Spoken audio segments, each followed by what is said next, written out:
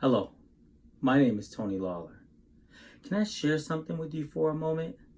I know it might be strange coming from a total stranger, but I never got the handbook on parenting. Yeah, so when I first found out that I was going to be a parent, I was shocked. I wasn't expecting and I wasn't ready. I mean, again, I had only a little bit of experience in helping my single mom raise my siblings when I was younger. That was about 27 years ago. So that can hardly qualify for me to be ready to become a parent.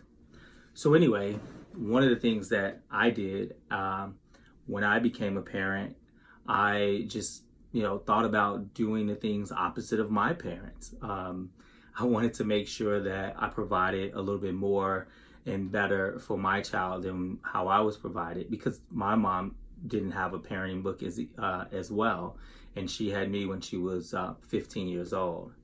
So fast forward a little bit, and here I am looking at myself divorced and trying to raise a child as a single parent, and it's hard. It's a struggle, especially sometimes when the teacher calls home 2 or 3 times, letting me know that my child is the one that's disrupting the class. That can be a little bit embarrassing and sometimes even nerve-wracking as a parent, right?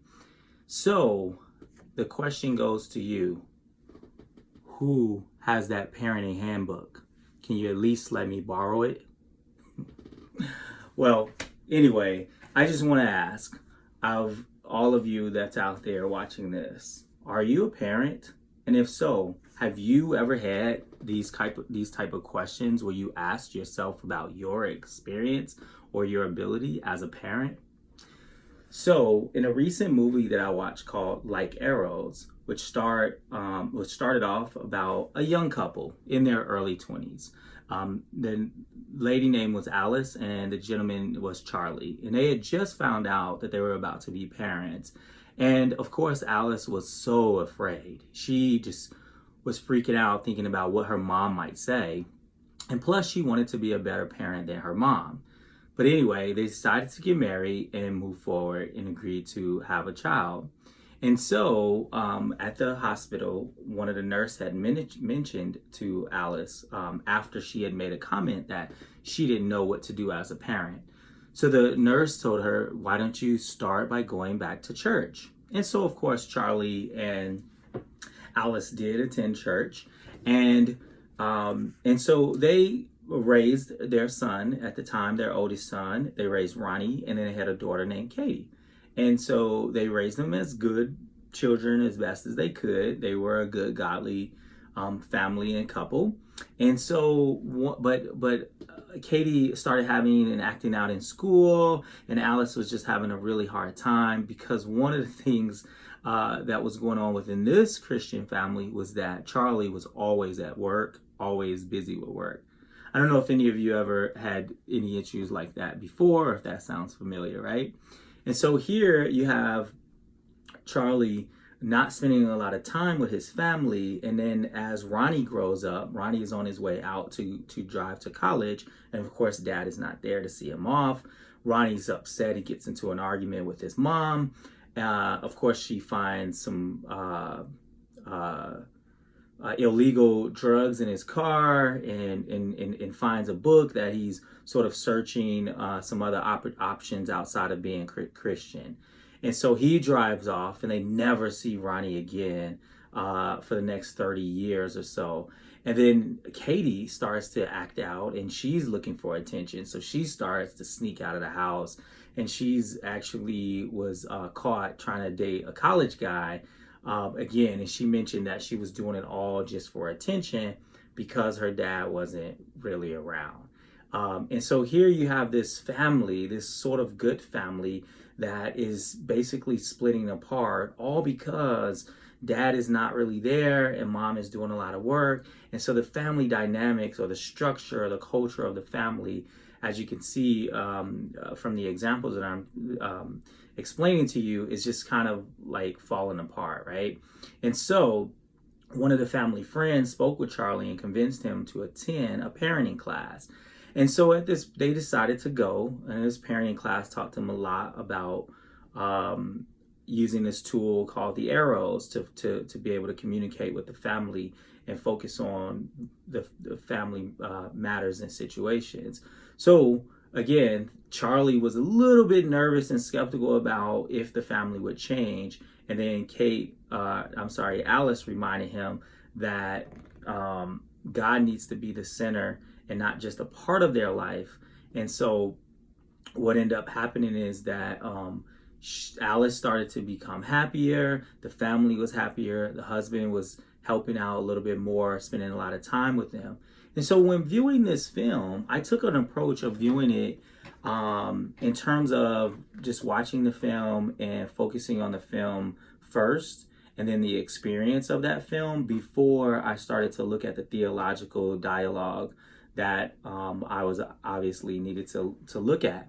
So therefore, the film itself focuses on family dynamics of parenting, some of the ups and some of the downs and some of the uncertainties. This filmmaker not only educated the viewer about parenthood, but also introduced us to a relationship with God and more of a spiritual approach to parenting. Now, one of the quotes I remember from a book that we read in class, it says that the films provide a narrative through which people find themselves and make choices about how they live. And this, for example, I feel like the movie wanted to get the viewer to consider God and His Word as a family guide or as a parenting toolbook. So the question implicitly imposed is, what do you do when you believe that you're doing the right things, but your family is falling apart? So I feel like the movie answers the question by pointing you to God and to the Bible to shape your cultural values. Now, the film culture teaches us about trusting God and changing the situation by loving and in faith. So Jesus loves the children, and so did God, right? And they told us that children are a gift from God. And so mankind obviously was told to be fruitful, multiply, and subdue the earth. However, at some point, man failed and was cut off from this relationship with the Father. And so through our constant rebellion and separation, it's has required us to come up with an action of reconciliation. And so God obviously sent His only begotten Son to come to earth to reconcile us and our relationship back to Him, ultimately back to the family of Christ. And so in this movie, Ronnie, which was the oldest son who had left, and I told you that he hadn't spoke with the family for over 30 years, eventually he had a son and he didn't spend time with his son, and this cycle sort of continued on. And so moving forward, the way that the movie ended, the family was celebrating the 50th wedding anniversary. And so what they did is they had all the children come and they gave a word about how what they were grateful for from their parents. And they said a lot of wonderful things about how they raised them, how they were faithful, how they helped them to grow. And one of the things that they were really happy about was when the parents took the parenting class, how it changed the dynamics of the family and the relationship and sort of brought them together. And that was one of the most memorable parts for them as they shared, all of this children were older now and obviously had children of their own. So one of the turning points was that during the end of this sort of celebration, Ronnie walks in and he's just crying and he's so sad that he actually wasn't there to spend time with the family. But they embraced Ronnie and they celebrated with him and they allowed him to come back, just as the prodigal son did in the Bible. So in conclusion, again, I said there was this ongoing cycle that Ronnie had did with his family. But in the end, we see Tim and his wife Elizabeth asking Alice for advice on how to raise children, as Elizabeth says, "I have no idea." And of course, Alice replies that, "I know exactly how you feel." And she recalls the beginning of her journey. And Alice replied to her by saying, "Be faithful. Change is up to God." So I want to invite you to take a look at your life and your family and see where is God present and what tools that He's trying to give you. He's the one that will help you change the situation. And you just have to be faithful and let Him do His job. But one of the things is you are 100% responsible of what you put in and your response in terms of being a parent. So I just want to tell you to trust God, because God is already working in the story, and we must find a way to align our story to fit in with His. And how do we do that? The answer is simple: by faith.